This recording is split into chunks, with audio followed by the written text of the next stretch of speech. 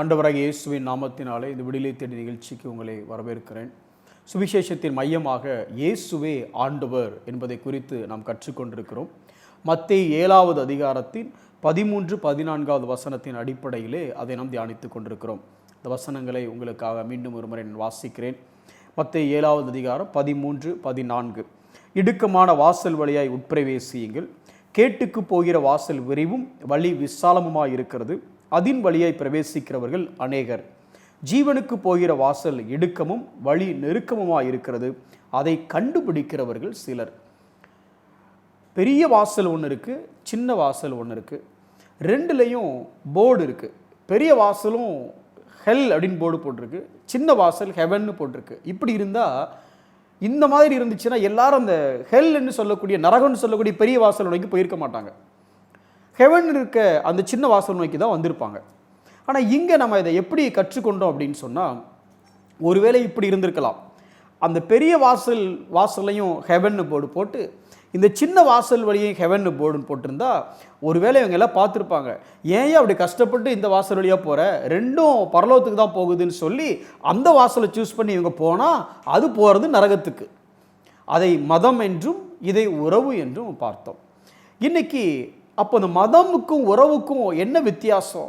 அவங்களும் இயேசுதான் கர்த்தர்னு சொல்கிறாங்க, இவங்களும் இயேசுதான் கர்த்தர்னு சொல்கிறாங்க. அவங்களும் கிறிஸ்தவ பேர் தான் வச்சுருக்கிறாங்க, இவங்களும் கிறிஸ்தவ பேர் தான் வச்சுருக்கிறாங்க. ஆனால் அவங்க உலக இன்பம், உலக ஆசபாசம் எல்லாத்தையும் அனுபவித்து ஒரு நல்ல ஒரு உலக பிரகாரமான வாழ்க்கை வாழ்கிறாங்க. ஆனால் அவங்களும் சொல்கிறாங்க, நாங்கள் பரலோகத்துக்கு தான் போவோம், இன்னும் இயேசுதான் எங்கள் தெய்வம்ண்டு.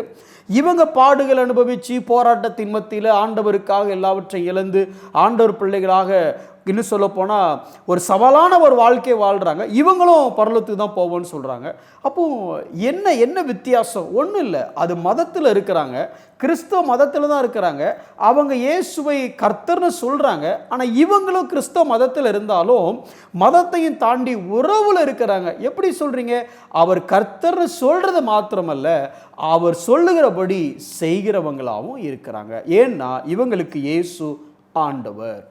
அப்போ நாம் சொல்லுகிற கூட்டமா செய்கிற கூட்டமா? சேயஸ் ஆர் டூவர்ஸ்?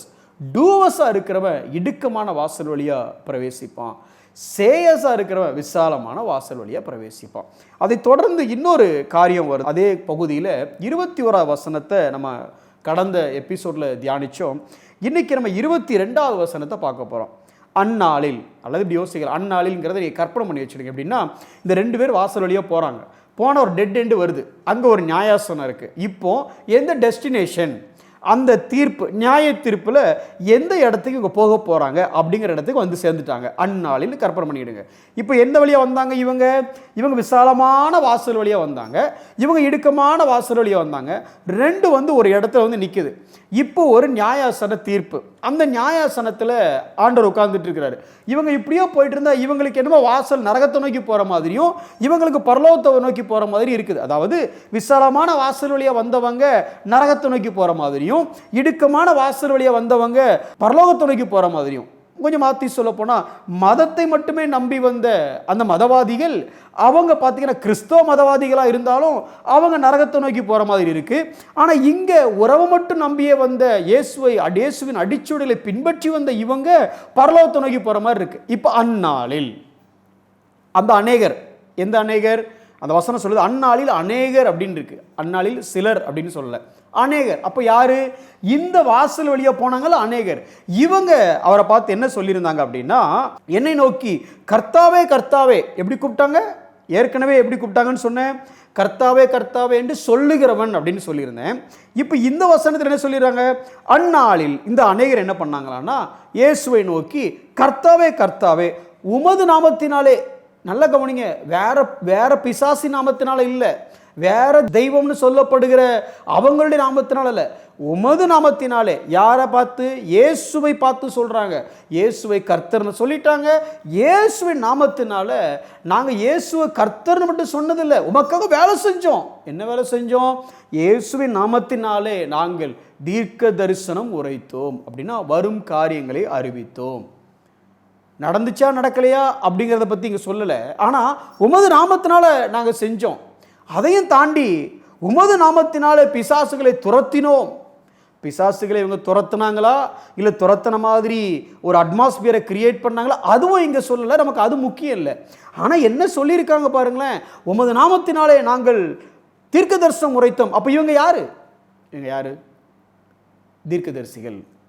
அப்போ தீர்க்க தரிசனம் கூட அவங்களால சொல்ல முடிஞ்சது, இந்த வசனம் சொல்லுது. அடுத்து பாருங்க, உமது நாமத்தினாலே பிசாசுகளை துரத்தினோம். அப்போ இவங்க யாரு? Deliverance ministry. அதனால் நீங்கள் டெலிவரன்ஸ் மினிஸ்ட்ரியோ ப்ராப்பர்ட்டிகல் மினிஸ்ட்ரியோ தப்பு, அவங்கெல்லாம் அகன்ற வாசல் வழியாக போனவங்கன்னு நிச்சயமாக சொல்லலை. இதனுடைய அர்த்தம் அது அல்ல. நான் சொல்ல வருகிற கருத்தும் அது அல்ல. ஆனால் என்ன சொல்ல வருகிறோன்னா, கிறிஸ்தவ மதத்தை சார்ந்தவர்கள், விசாலமான வாசல் வழியாய் சென்றவர்கள், இயேசுவை கர்த்தர் என்று சொன்னவர்கள், இயேசுவின் நாமத்தினாலே தீர்க்க தரிசனம் உரைத்தவர்கள், இயேசுவின் நாமத்தினாலே பிசாசுகளையும் துரத்தினவர்கள், அவங்க இன்னும் சொல்ல போனால் இதை மாத்திரம் செய்யலை, மிரக்கல் மினிஸ்ட்ரியும் பண்ணியிருக்காங்க. என்னது? அற்புதம் நடந்திருக்கு. ஒருவேளை ரூபா நோட்டு வந்துச்சா இல்லை என்ன நடந்ததுன்னு தெரியாது, ஆனால் அற்புதம் இருக்கு. அற்புதங்களையும் செய்தோம் அல்லவா? அப்போ நாங்கள் செய்தோம், அதை நாங்கள் பார்த்தோம் சார், நாங்கள் தீர்க்க தரிசனம் உரைச்சோம், நாங்கள் டெலிவரன்ஸ் பண்ணணும், நாங்கள் அற்புதங்களை செய்தோம், இதை நிறைய பேர் பார்த்தாங்க. பார்த்த நாங்கள் உண்மைதான் கர்த்தர்னு சொன்னோம், உங்களுடைய நாமத்தினால தான் எல்லாத்தையும் செஞ்சோம். ஆனால் எங்களுக்கு வழி வேற மாதிரி போகுதே, ஒருவேளை நரகத்தை நோக்கி போகிற மாதிரி இருக்குதே அப்படின்னு சொன்னால் உடனே அவர் ஒன்று, அச்சிச்சோ தப்பாக வந்துட்டீங்க போல இருக்குப்பா, எங்கேயோ தப்பு நடந்துருச்சு, ஏன் நாம் என்னை பார்த்து கர்த்தர் கர்த்தன்னு கூப்பிட்டுருக்க, வேற யாரையும் நீ கூப்பிடல, ஏன் நாமத்தினால தான் அற்புதம் செஞ்சுருக்க, ஏன் நாமத்தினால தான் தீர்க்க தரிசனம் உரைச்சிருக்கிற, ஏன் நாமத்தினால தான் டெலிவரன்ஸ் எல்லாம் பண்ணியிருக்க, பிசாசெல்லாம் ஓடி இருக்கப்பா, எங்கே தப்பு நடந்துச்சு, தேவதேவனுங்க வா, சிஸ்டத்தில் ஏதோ பிரச்சனையாக பாரு அப்படின்லாம் அவர் சொல்ல. சாரிப்பா, எங்கே மிஸ் அண்டர்ஸ்டாண்டிங் ஆகிடுச்சு, கரெக்ட் பண்ணிக்கிறோம், ரிவர்ஸில் வா. இல்லை, அடுத்த வசனம் 23வது வசனம்.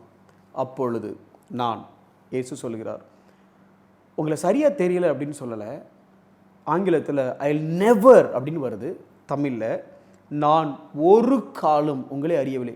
நல்லா கவனிங்க, ஒரு காலம்ங்கிறது ரொம்ப முக்கியம், நெவருங்கிறது ரொம்ப முக்கியம். ஏன்? அவங்க என்ன சொன்னாங்க, நாங்கள் ஊரில் இருக்கும் பொழுது, அதாவது இந்த இடத்துக்கு வர்றதுக்கு முன்னே, நியாயாசனத்துக்கு வரக்கூடிய அந்த நாளில் நடக்குது. நியாயாசனத்துக்கு வரக்கூடிய இந்த நாளுக்கு முன்னே, எப்போ நாங்கள் ஊரில் உலகத்தில் என்ன பண்ணிட்டு இருந்தோம்? ஊழியம் பண்ணிட்டு இருந்தோம். கிறிஸ்தவங்களாக இருந்தோம், உங்கள் கர்த்தர்னு கூப்பிட்டோம். அப்புறம் கிறிஸ்தவங்களை மாத்திரம் இல்லை, நாங்கள் ப்ராஃபட்ஸாக கூட இருந்தோம், அதாவது தீர்க்க தரிசனம் கூட உரைச்சோம் உங்கள் நாமத்தில், டெலிவரன்ஸ் கூட பண்ணினோம் உம்முடைய நாமத்தில். அதுக்கப்புறம் சொன்னாங்க, டெலிவரன்ஸ் மட்டும் பண்ணல, நீங்கள் வேற அற்புதங்கள்லாம் பண்ணோம், மக்கள் பார்த்தாங்க, சபையில் பார்த்தாங்க, டிவிலலாம் வந்திருக்கு, அப்படி இருந்தோம் அப்படின்னு சொன்னார்ல. அப்போ யார் நாமத்தினால செஞ்சாங்க? அவர் நாமத்தினால செஞ்சாங்க. அப்படின்னா அவரை அவங்களுக்கு தெரிஞ்சிருக்கணும். கொஞ்சம் மாற்றி சொல்லாமா, அவருக்கு அவங்கள தெரிஞ்சிருக்கணும். ஏன்னா அவர் நாமத்தினால தான் இவங்க எல்லாத்தையும் பண்ணாங்க.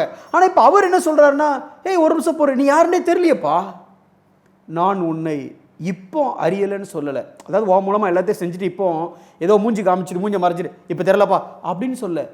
பேசிக்காக ஒன்று எனக்கு தெரியவே தெரியாது. Of course he is a omniscient God, of course he is a omnipresent God, சர்வ வியாபி, சர்வத்தையும் அறிந்தவர், சர்வத்தையும் அறிந்த தேவன் அவனை பார்த்து சொல்கிறாரு, உன்னை நான் அறியேன். நான் இப்போ உன்னை தெரியாத மாதிரி மூஞ்ச வச்சுக்கல, நான் ஒரு காலம் உங்களை அறியேன்.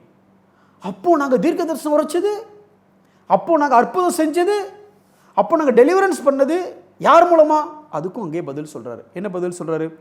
அக்கிரம செய்கைக்காரரே, நீ செய்தது நல்ல செய்கை இல்லை, அக்கிரமத்தின் செய்கை.